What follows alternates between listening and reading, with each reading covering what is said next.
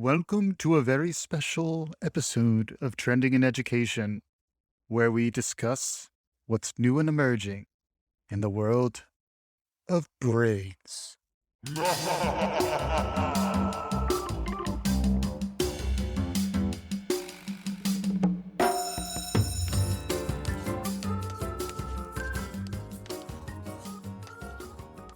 Welcome to Trending in Education. Mike Palmer here, very excited to dig into some of our tradition here at Trending in Education.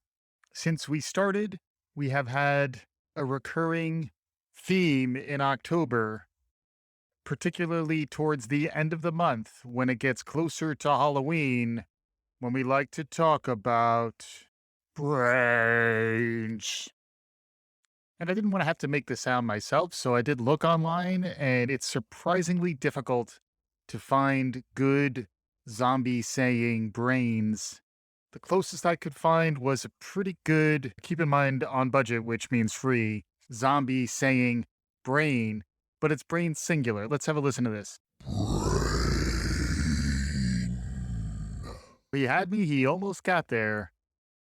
But then he left off the S. To me, it's got to be plural brains. If a zombie's going for a singular brain, I don't know. That almost seems like a fair move by the zombie. Let us know what you think. Happy Halloween. This is a bit of a tradition for us. We do our brains episode just in time for Halloween. So, just in time for that spooky, creepy, crawly holiday season. We're going to talk a little bit about brains on the show. I'm going to be joined by a virtual co-host where I've been getting great feedback about the performance of our virtual co-host so far. We'll have a new voice appearing on the show. She'll be joining us shortly. So that's something to look forward to. And we'll pick up there. One quick note. It is actually getting really creepy out there for those of you who are paying attention. This Halloween, it does feel like, at least where I live, and I do happen to live near the historic Greenwood Cemetery here in Brooklyn, but folks are really getting into this holiday season. I do wonder if there is some Jungian collective upheaval that we're working through that is manifesting itself in this display of ghouls and goblins, creepy crawlers, and just a ton of bones and skeletons. But c'est la vie, as the French say, and as a parent of a 2-year-old, soon to be 3-year-old, it's life, buddy. You got to learn how to deal with it a little bit. Although, fortunately, he's not as much of a sweets eater, so I think we're going to get by without having to trick or treat with him this year. But by the time he's almost 4 next year, I have a feeling there will be much to do around this holiday season. But hopefully folks are enjoying themselves out there. With that, we're going to dig into some of the new and emerging trends around brain science that we're seeing out there. I'm not operating alone today. I'll be joined by the lovely and the talented Carla. Carla, welcome to Trending in Education. Thanks, Mike. It's my pleasure to be here. I know I've got some big shoes to fill on this episode, which was a staple in the early Brandon, Dan, and Mike period of Trending in Ed. That is correct. Carla, good research by you. Dan Strafford and Brandon Jones were my co-hosts on Trending in Ed for many episodes. And for the first few Halloween episodes, the three of us got together because we shared an interest in neuroscience and what's cutting edge in that space. We can't really go much further without a quick update on Elon Musk and his efforts around Neuralink, which is a trend that we've been tracking since 2016 when this show began. Back then, it felt more like sci-fi. As I understand it now, Carla, Neuralink has been making some real progress forward. Can you give us an update from Elon's world and the world of brains and Neuralink? I sure can. For those who are browsing along, check out Neuralink.com to get the info directly from Elon and crew. That's my primary source here. They outline the science, the application, and the engineering that powers the connection between the brain and a digital universe. In the example on the site, they have humans imagine the movement of a mouse cursor and observe the brain activity among neurons. Once those patterns are understood, they can be sensed for by implants. When the neural signals to move a mouse cursor are seen, the technology is engineered to move the cursor. Several successful experiments have been pioneered by Neuralink, and they just received a Series C funding round of $205 million, led by Vi Capital, with participation from Google Ventures, DFJ Growth, Valor Equity Partners, Kraft Ventures, Founders Fund, and GigaFund. In short, things are heating up. There's enough of the magical mix of PR and real science from Mr. Musk that investors are willing to step up to the plate as he continues to get media attention. Yes, in fact, I remember watching a live stream of his pigs who had successfully received the implant. And thanks again to the pigs out there who are helping us move science forward. And then also, good job on you, Elon. You've gone through your peaks and valleys over the years, but in addition to Tesla, I saw my first New York City cab that was a Tesla the other day. I thought that was an interesting thing to see on the streets here. And in addition to that, SpaceX is still doing well in the new celebrity billionaire space wars that are afoot. So lots to keep an eye on when it comes to Elon. Maybe we'll come back to the boring company and what's happening with Superloops on a subsequent conversation. Maybe things will get spooky. Maybe things will get dark. We may enter into a Black Mirror episode unbeknownst to us. And that's the scariest way to enter into a Black Mirror episode, let me tell you. But some interesting stuff on the horizon there. What else in the world of brain research did you discover during your investigation for today's episode? Quite a bit is happening. Increasingly, research from pre-K through the life cycle is looking at the role of the brain and brain health in optimal learning and flow states. Sadly, Hungarian-American psychologist Mihaly Csikszentmihalyi, the father of flow, recently passed away. Nonetheless, his impact on the study of positive states, of being in the zone, has helped launch the field of positive psychology, which intersects with neuroscience in interesting ways. If we can identify when people are performing optimally in a flow state, what can we observe of their brain activity at those times? Can we provide folks better feedback so they can in essence tune themselves into a state of flow with some help? We're starting to see this through mindfulness and wellness apps like Calm, Headspace, and Unplug, which have been an ascending trend in recent years. Much of the research cited by these apps connects in part to neuroscience. Many articles found that neurochemical activity is different during peak performance. Irrelevant external stimuli are less likely to be noticed. You can imagine where this type of research could head in the future, aiding the attainment of different modes of consciousness through a range of increasingly invasive brain-computer interfaces, culminating in something like Neuralink. Yeah, it's fascinating stuff. And I got to say, Mihaly Csikszentmihalyi is a real hero of mine. Rest in power, Mihaly. Thank you for your contribution to science and performance psychology, which still feels like we're just scratching the surface. So, a lot to build on in terms of the work that he did. And he did make a profound impression on the world around him in his close to 90 years on this earth.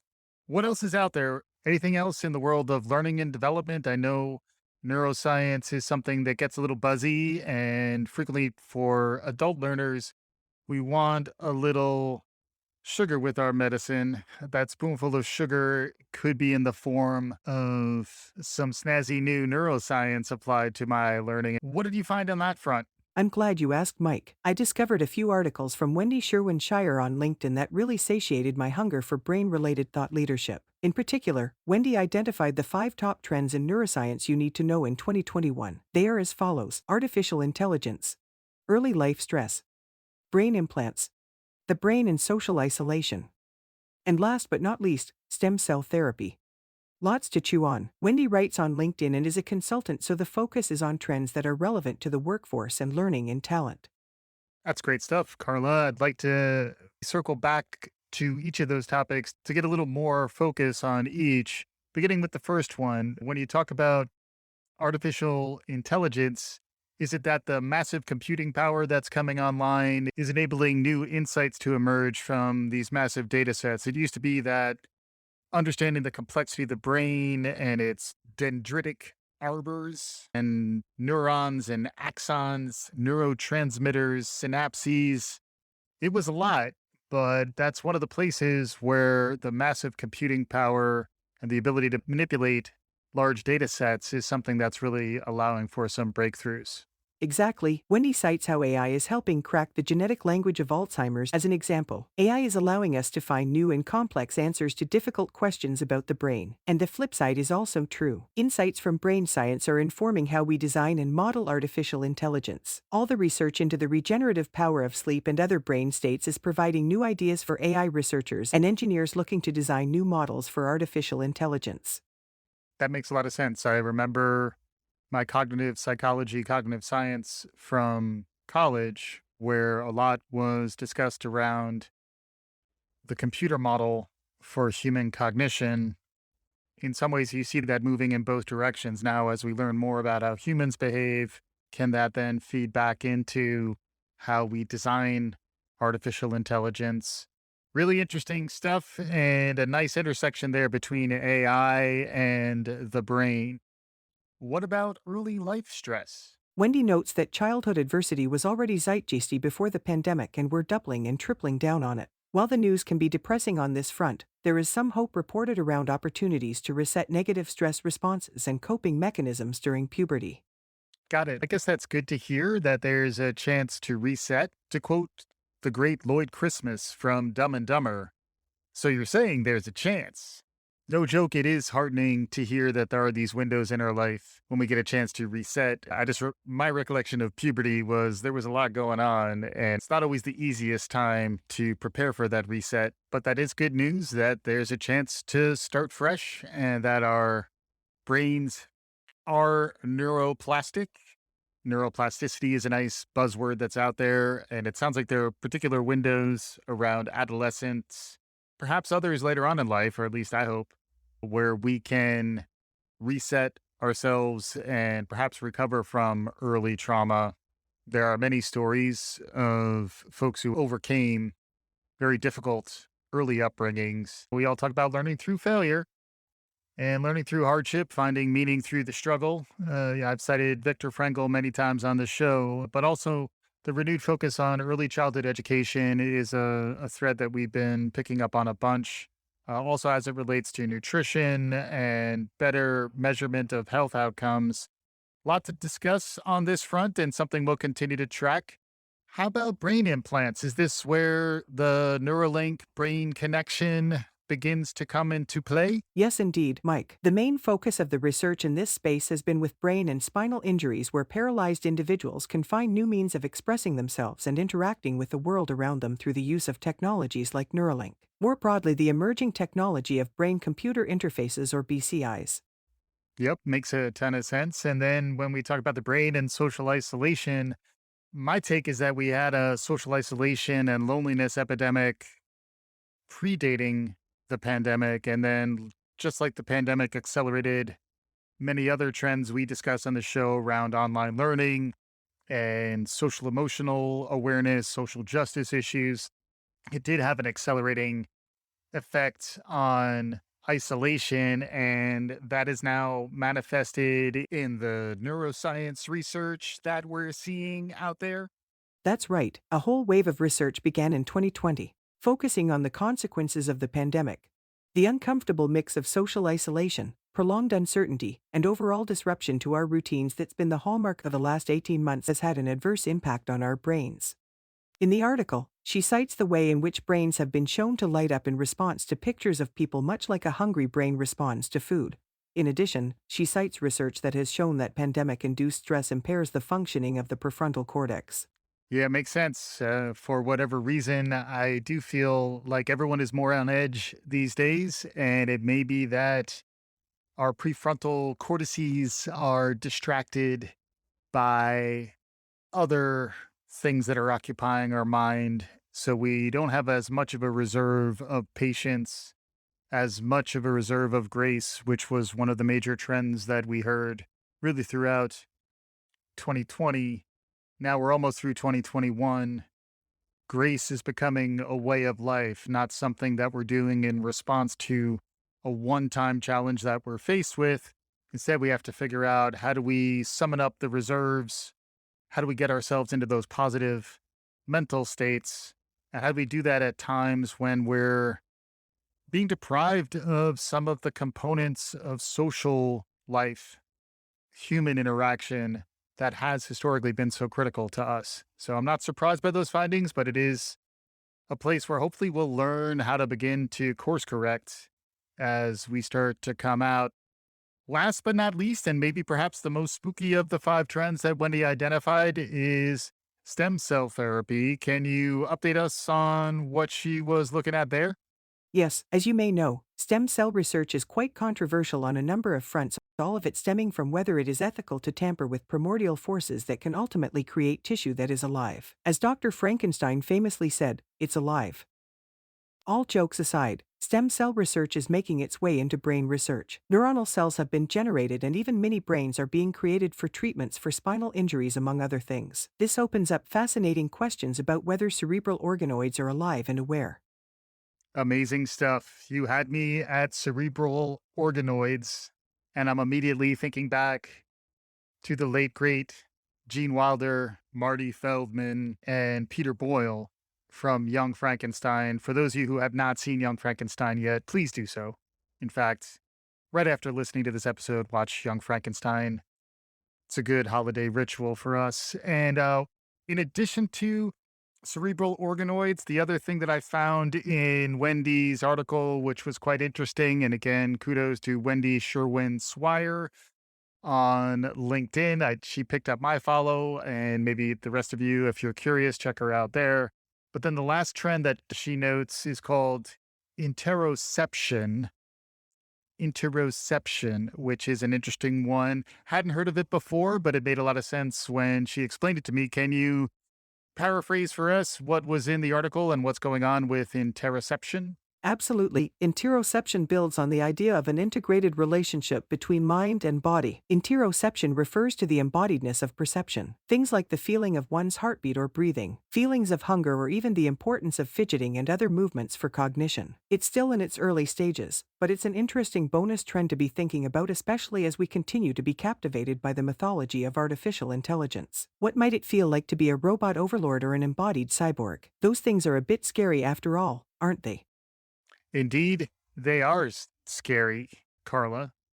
In fact, some folks might even be creeped out by a virtual guest or a virtual co host. You know, I'm not freaked out. I'm sure our listeners aren't. They've gotten to know several of y'all over the years, but maybe a little bit of fright is good for us. Hopefully, any frights folks are having are at least partly intended and all in good fun. Like my dad used to say, he liked banging his head because it felt so good when it stops. The Halloween season will be over. Hopefully, you enjoy it while you can. As we wrap up our Halloween holiday episode, I'd like to start by thanking you, Carla, for your wonderful contribution. I literally could not have done this episode alone. I needed the assistance of a virtual human. You performed admirably. We'll have to have our own version of the Hunger Games or Squid Games of our co hosts down the road to figure out which of our virtual friends ultimately wins the day. I'm kidding, Carla. You're all going to get along. Everything's going to be great. But thank you so much for your contribution on today's brain inspired Halloween special. Thanks, Mike. It was my pleasure. Hopefully, I wasn't too scary for our listeners, just scary enough. Indeed, Carla. I think you threaded that needle with aplomb. Thanks as always to our listeners for listening. We're trying out some new things. We'll continue to come back with the interview formats you love. We'll cover as wide a range of emerging topics as we can, including brains, including brain science. Elon, showing you the love again. Open invite. Come join us here on Trending in Education. Have a safe and happy Halloween season. Subscribe wherever you get your podcasts. Tell a friend. Hit us up at Trending in Ed on Twitter. We'd love to hear from you. Visit us at trendingined.com. We'll be back again soon. This is Trending in Education.